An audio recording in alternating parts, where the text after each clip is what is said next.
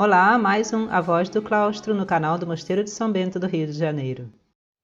Olá, hoje nós vamos falar do nosso segundo personagem da história da igreja que nos ajuda nesses tempos tão turbulentos e tão divididos. É muito bonito e é muito consolador para a gente ver que pessoas completamente diferentes, de países completamente diferentes, de épocas completamente diferentes, que inclusive não se conheceram nem pessoalmente, nem através de livros, falam a mesma coisa.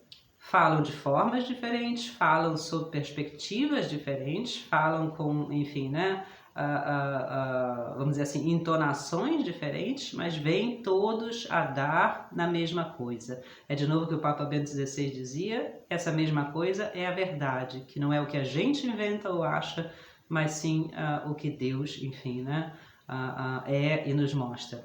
E, portanto, o nosso personagem de hoje não poderia ser mais diferente do que o Papa Bento XVI. É um escritor inglês que morreu na década de 1930 e que foi, inclusive, muito ateu, de certa forma, na sua juventude. Depois, por causa do seu casamento, era um leigo, se aproximou, voltou um pouco à prática do seu anglicanismo e, por fim, na última década da sua vida, se converteu ao catolicismo e entrou na Igreja Católica. Escreveu uma enorme série de livros, inclusive alguns deles muito engraçados, muito vivos. Ele era um jornalista que se chamava Gilbert Keith Chesterton. Talvez a gente conheça ele como G.K. Chesterton, muitas vezes seus livros são assinados assim. Era, portanto, um homem completamente do mundo, inclusive muito afeito à cultura da época. Ele escreve muito sobre teatro, enfim, sobre política, sobre o que está acontecendo, de uma personalidade extremamente viva, inteligente, aberta. Quem o conheceu pessoalmente diz que ele era uma pessoa, inclusive, muito gorda, muito robusta, gostava muito de conversar e de comer e de rir, extremamente assim, de bem com a vida, vamos dizer, como a gente diz no Brasil, né? E que gostava muito de escrever, sobretudo, crítica jornalística aos acontecimentos do seu mundo, a partir, inicialmente, de uma perspectiva que ele diz é simplesmente a perspectiva humana, a perspectiva que me parece tá lá no fundo de mim, que não depende da minha opinião, mas que é algo que eu consigo pela intuição ver que é a verdade. E depois, posteriormente, né, na medida da sua conversão, ele vai então se dando conta de que isso é a perspectiva justamente da fé, a perspectiva justamente de reconhecer que Deus é mais do que nós e que a nossa sabedoria e a nossa intuição verdadeiras vem de Deus e não vem de nós. O Chesterton é muitas vezes chamado vamos dizer assim, paladino do bom senso. Em inglês a expressão é common sense, mas a tradução senso comum para a gente quer dizer outra coisa, quer dizer senso comum é o que mais ou menos todo mundo acha que deveria ser feito, né? que é bom. Bom senso tem uma qualidade já moral de bom. E o que ele vai falar basicamente das formas mais variadas, mas basicamente está sempre presente nos seus escritos, é que a verdade, a beleza, enfim, né, a autenticidade da vida humana e o encontro com Deus, portanto, não estão nas coisas complicadas, elaboradas, enfim, né, acadêmicas, difíceis, isoladas, elitistas, muito pelo contrário. Ele diz, não podia ser de outra forma, se Deus realmente nos criou, a coisa a rigor mais simples, mais fácil, mais acessível da nossa vida é encontrar com Deus, é encontrar com a verdade, é encontrar com as coisas boas. E é isso que ele chama de bom senso. O bom senso, ele diz, é essa intuição, essa sabedoria que todos nós temos, pobres e ricos, instruídos ou ignorantes, enfim, qualquer parte do mundo, inclusive as pessoas, né, que realmente, inclusive, são, vamos dizer assim, um pouco doentes mentais, ou que seja, todo mundo tem, porque isso é dado por Deus, porque isso está na nossa alma, essa intuição natural para o que é bom, para o que é bonito, para o que é verdadeiro.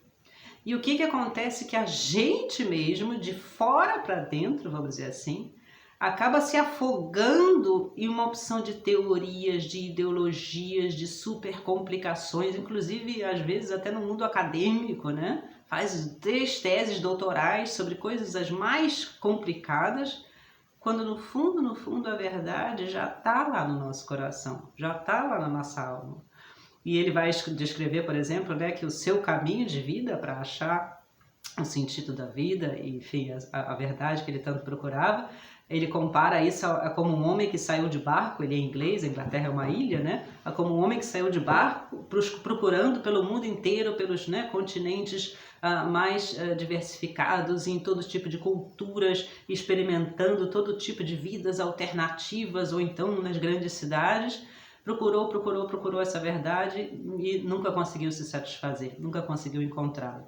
E aí ele volta para casa, de certa forma decepcionado, e de repente ele vê que no fundo aquilo que ele procurava está na sua casa. Está lá na casa dos seus pais, está lá na sua infância, está lá naquela, enfim, né, religiosidade, naquela fé que ele aprendeu de menino, no caso dele, né, a família era anglicana, era cristã.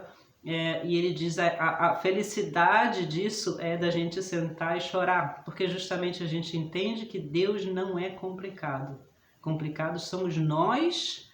Curiosamente, ele é chamado também o paladino dos paradoxos, né? Ele diz, curiosamente, a gente pensa que a gente agora realmente é maduro, inteligente, sabido, porque a gente desenvolveu uma teoria hipercomplexa. E é nesse momento que a gente é imaturo, bobo, ou de certa forma ignorante, né? O realmente maduro, livre, feliz é a pessoa simples. É a criança, de certa forma, quando é realmente, né, autenticamente criança. Pessoa simples, ele também fala muito do homem comum, do homem simples, não é o homem pobre, não há aqui qualquer questão ideológica, não é a classe social baixa.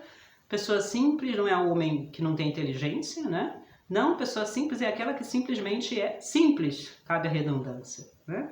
Ou seja, que não se complica. Pode ser rico, pode ser pobre, pode ser muito estudado, pode não ter estudo nenhum. Ele vive a sua vida de forma autêntica, de forma simples, não busca fazer teatro, não busca ser aquilo que ele não é, não busca ficar racionalizando e ideologizando as coisas, senão que ele vê a realidade, aceita a realidade e busca mudá-la a partir da realidade, a partir daquilo que ele realmente percebe no seu coração e nas pessoas. Ele dá exemplos que são, inclusive, divertidíssimos, né? De como a sociedade moderna, isso acontece em todas as épocas, na verdade, mas ele fala do seu mundo, né? Como a política faz, por exemplo, leis, e a gente vê as coisas nos jornais que vão afirmando que, na verdade, a solução está aqui, e ele vai, de certa forma, desmontando isso tudo, dizendo, né? No fundo, eles estão dizendo A e aquilo é exatamente o contrário, é B, é exatamente o inverso do que eles estão falando. E eles não, a gente se inclui nisso também, né? A gente vai se complicando e se complicando até o momento que a gente se perde da realidade. A gente já não sabe mais se a gente vive no mundo de sonhos ou se a gente vive de fato na realidade. Isso é perigosíssimo, porque, claro, não só a gente perde, né, a nossa própria vida, perde a vida eterna também, isso é um grande perigo, como atrapalha a vida dos outros também, né? No que concerne a igreja, especificamente, ele vai ser, obviamente, um grande defensor da piedade popular, não no sentido ideológico, não no sentido que a gente não precisa estudar, não precisa aprender o catecismo, que não seja bom estudar teologia ou fazer um doutorado, enfim, né? Não é isso que ele está falando. O que ele está dizendo é a piedade popular no sentido de guardar para a nossa vida sempre essa fé simples. Fé simples não quer dizer fé sem estudo, fé simples quer dizer fé sem ideologia, fé autêntica, fé verdadeira. E de novo a gente vê que isso a rigor é o que os santos sempre dizem, que o Papa Bento XVI, por exemplo, é conhecido aqui na Baviera, como existe um dito sobre ele, né? É uma cabeça de gênio e um coração de criança. E é realmente assim, a fé verdadeira, ela a rigor se mantém sempre simples. Ela não se complica, ela não busca altas racionalizações e ideologizações das coisas, né? E, portanto, dentro da igreja é preciso, ele diz sempre o Chesterton, fugir dessa mentalidade elitista, grupista, ideológica, que a rigor acaba dando na heresia, sempre, mesmo que tenha nascido com muito boa vontade, acaba vendo, né, se impregnando de orgulho e acaba dando na heresia, acaba dando na divisão, acaba dando na agressividade, e isso perde as almas em vez de ganhar as almas.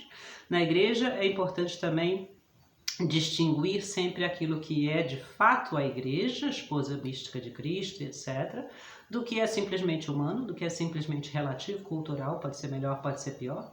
É preciso sempre manter essa simplicidade de ver a realidade, de ter um coração de criança, o que diz o Evangelho, né? De se deixar realmente tocar pelas coisas boas, pelas coisas bonitas, pelas coisas verdadeiras de Deus, e não se complicar a vida ou tentar fazer grupos que agora vão salvar o mundo, né, ou que vão, de certa forma, ensinar o catecismo ao próprio Papa, ou que vão, enfim, né, se purificar a ponto de se isolar. Tudo isso, ele diz, é perigoso, tudo isso afasta a gente de Deus. O que nos une a Deus são as coisas simples e boas e autênticas da vida. Inclusive o humor, por exemplo, né? Esse é típico dos grandes santos, são sempre pessoas de bom humor, pessoas que sabem rir, pessoas que sabem, né, rir de si mesmas, inclusive. Toda essa postura de seriedade exagerada, né, de estar ofendido, de ofender os outros, isso sempre é sinal de falta de fé, de falta de autenticidade. E isso da igreja muitas vezes, né, se torna realmente um obstáculo, inclusive, à evangelização, porque as pessoas já não veem em nós mais alegria e bondade e simplicidade, né, mas veem justamente grupos ideológicos que querem captar a pessoa, de certa forma, não mais para Deus, mas sim para alguma coisa muito humana. O Chesterton vale a pena ler, porque ele é muito fresco no sentido de ter muita frescura, né? É arejado, é uma coisa que diverte. Ele tem inclusive uma coleção de livros de crime, o Padre Brown, né, o seu detetive, que é um homem super simples e super comum e que na verdade dá com a verdade das coisas muito mais do que as pessoas elaboradas da polícia. Tem muitos filmes, inclusive, do Padre Brown, são muito divertidos também. E a mensagem, talvez, que me parece mais interessante do Chesterton, aqui é uma coisa pessoal, simplesmente, né, para despertar o gosto por ele, é essa mensagem dele de que a poesia está no prosaico. A poesia da vida, o romance da vida, a aventura da vida, que todos nós procuramos para nos livrarmos, né, da monotonia, do cansaço e da tristeza. Essa poesia, essa felicidade, ela não está nas coisas especiais e sensacionais e enfim, né, extraordinárias que nós fazemos. Ela está no prosaico, na vida comum, na vida diária, nas pessoas que cercam a gente. Ele dá exemplos engraçadíssimos disso, né? E é quando a minha mulher vem, ele diz, né? E pela 10ª vez me fala que eu devia pôr meus sapatos fora da porta. E eu falo, é esse momento que me faz entender como eu amo a minha mulher, como, né, eu dou graças a Deus de ter a minha esposa, e minha casa, e minha família. Ele tem palavras muito bonitas sobre a família, por exemplo, sobre o sexo, sobre o amor. Ele é extremamente querido de se ler, né? Porque é uma pessoa que a gente percebe que o que ele está falando é cheio de bondade e é cheio de alegria. Então lembrar disso, que a verdadeira poesia não está nas coisas extraordinárias e enfim, né, extremistas, mas está simplesmente, por exemplo, em ir à missa, seja da melhor forma que a gente puder, em rezar, em fazer o bem aos outros, em crer em Deus e assim por diante, como nos ensina o catecismo, como nos ensina o próprio Senhor Jesus Cristo. Um grande abraço e até o próximo encontro.